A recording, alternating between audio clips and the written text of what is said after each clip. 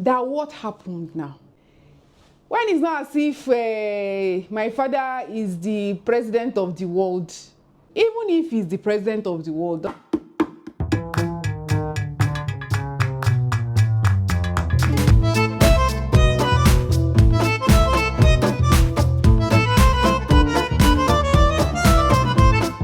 Hello and welcome, beautiful people. Today I'm going to be spilling the tea on my not so great money moments over the years. Yes, all the bad financial decisions that I have made over the years. But hey, I learned a lot of valuable lessons, so I'll be sharing the lessons and all the mistakes that I've made. I missed out this very important point when I was making the video, and that is waiting for a life event to happen before making smart financial and investment decisions. In my own case, it was marriage. I was waiting for my knight in shiny armor that will sweep me off my feet and also buy me a house. I got several opportunities to buy a house, but I didn't. Now, I am still not married and I'm houseless. So please don't put off quality investment decisions for events outside of your control. Take charge of your financial future. Enjoy the rest of the video. So the first thing is not budgeting. You would think that since I work with numbers and I'm good with numbers, I would be budgeting, right? Very wrong. I didn't used to plan my finances. I just spend as I go. And at the end of the month, I'll now be checking, I'll be wondering what happened and where my money all disappeared to. And by the time I sit down and like write down everything I did, all the spending, I'll find that I actually spent it. So it's always good to have a plan and be disciplined enough to stick to those plans. The second issues I had is I would have like a lot of money and I'll just leave it idle in the bank. And idle money in the banks just sitting pretty, and inflation will be chipping away the value of the money. And apart from that, banks will just be taking out their all those bank charges and you're not making any money. I've made that mistake and I no longer do that. My money must earn something. Even if I don't know what to do with it, I can just fix it with the bank. At least it's earning an interest, not just paying them bank charges. Money market, something liquid in case it's something that you need. And they have like investments now that you can liquidate within 20 or less than 24 hours. You can take advantage of those opportunities. Hello you, yes you. Hit the subscribe button right now. Thank you very much for doing that. Investing in business that is not viable.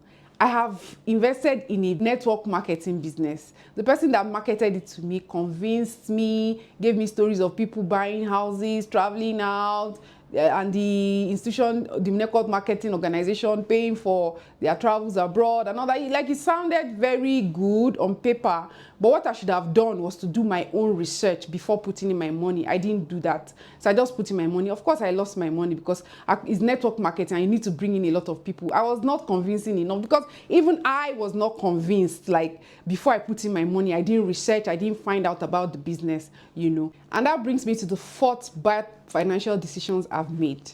That is trying to make money too quickly. And it just leads me back to that network marketing thing. The person came with like lofty stories and like rosy, and how within some few months people were buying houses and all that. And I bought into it. It was because I wanted to make money too quickly. And that was why I like opted in.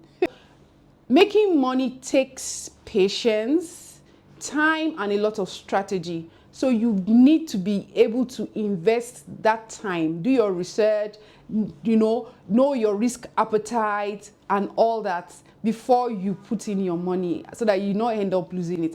And that leads me to my next point, which thankfully I have not been involved in, but I've had friends affected. That is putting in your money into investment scheme that come with like too good to be true interest rates and all that.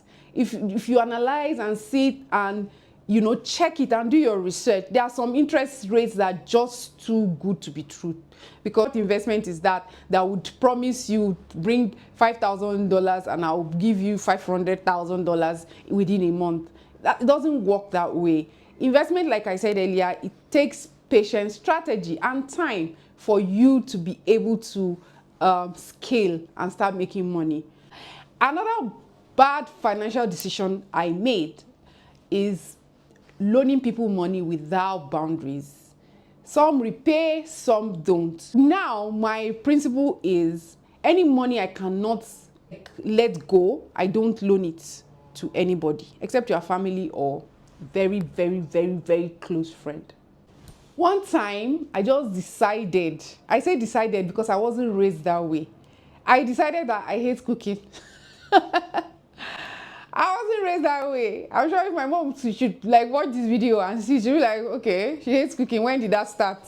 I just said that I hated cooking and I started eating out. I'm not saying eating out is bad, but once in a while is okay. But when it becomes like a constant thing, breakfast, lunch, and dinner, you're buying food. It just eats into whatever resources you have, whatever funds you have, and you keep losing money.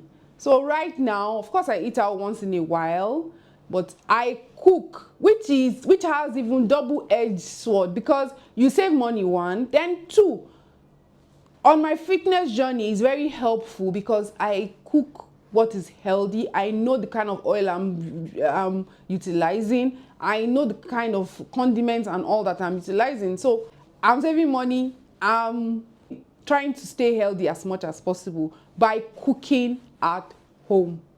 So, and then another bad financial decision I've made is staying too long on a job. I just became very very lazy, very complacent. Is it complacent? Is that how they call it? Pronounce it complacent. I think complacent sounds better. So I became complacent. I just stayed there. And it's not all about money, saying, okay, maybe if you leave a job, you can get a better pace elsewhere. It's not about the money. What about building yourself, developing yourself? Any job that is not developing you for your future prospect where you now make good money, please leave. So I learned a good lesson. I just stayed on because I got comfortable, I got lazy. And you know how human beings are, anything that will make us very comfortable and lazy, you tend to just, exploit and just stay on there. So that's one bad decision I made. Emotional spending. At a point, if I was happy, I shopped. If I was broke, I shopped. Shopping would not bring happiness. Spending money doesn't fix whatever feelings you have. It only empties your wallet. So whatever issues, fix it, because spending will not. Because at the end of the day, you guys get that high when you are doing the shopping and buying and all that. You still come back to whatever it is that is the cause of your unhappiness. Like I was so into spending that I buy like 5 different colors of the same shoes. Like I said in my last video, I'm a recovering shopaholic, and I'm proud to say that I have even recovered. I actually really buy what I need. Subscriptions. At a point, I subscribed to Netflix, I subscribed to Prime Video, I subscribed to Showmax. That what happened now? When it's not as if my father is the president of the world, even if he's the president of the world, doesn't mean I should be wasteful. These are subscription channels that the same service is what they provide. So why should I be subscribed to the 3? So right now, in fact, right now, I'm only subscribed to YouTube. I watch everything I want to watch on YouTube. I unsubscribed every other thing because I didn't even have time to watch. Maybe there will just be one, maybe a movie that came out on this particular channel, then I'll pay out. And I kept forgetting to cancel, and then they kept taking out my money. Please check as we speak. Go and check all those trial period of 7 days. After 7 days, we charge you. Please go and check right now and go and unsubscribe as we speak. It may not be a lot, but at the end of the day, it adds up. At the end of the year, just calculate how much you spent on all those things. You will see that it kind of adds up. Next point is lifestyle inflation.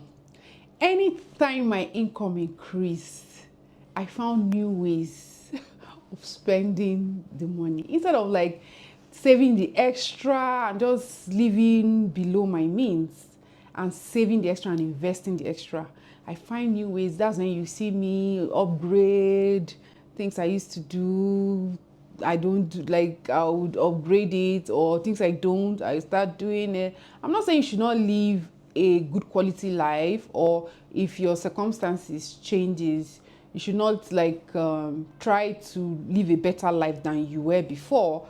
But I think it's something that one needs to do within reason, but not like total U-turn. You know, you used to eat at home before, you started eating in like all these 100-course kind of restaurants and all that. I just changed levels, and I thought my life should change levels. So that's another thing that that affected my finances. And there you have it, my financial oops in full display. But I've learned from it, I've grown from it, I keep getting better. So if this resonates with you, just please drop in the comments and let's share. Thanks so much for watching. Do not forget to subscribe, and I'll see you in my next video. Thank you.